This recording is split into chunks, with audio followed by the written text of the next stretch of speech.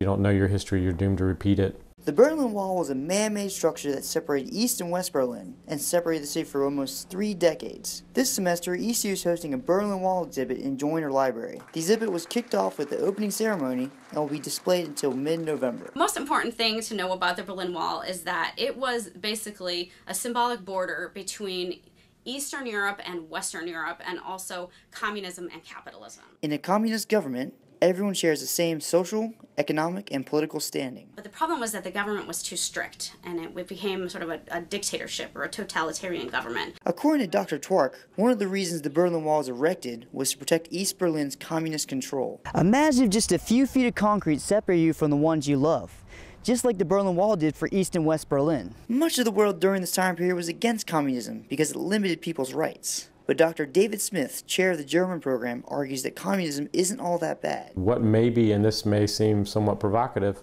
to some, but what were they doing right?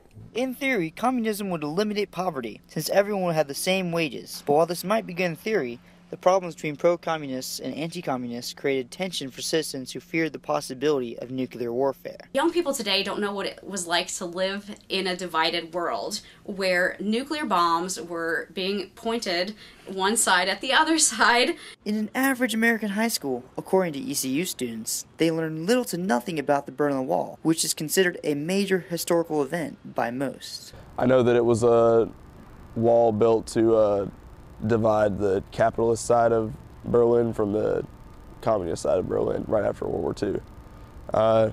Unfortunately, most of everything I know comes from Family Guy, so.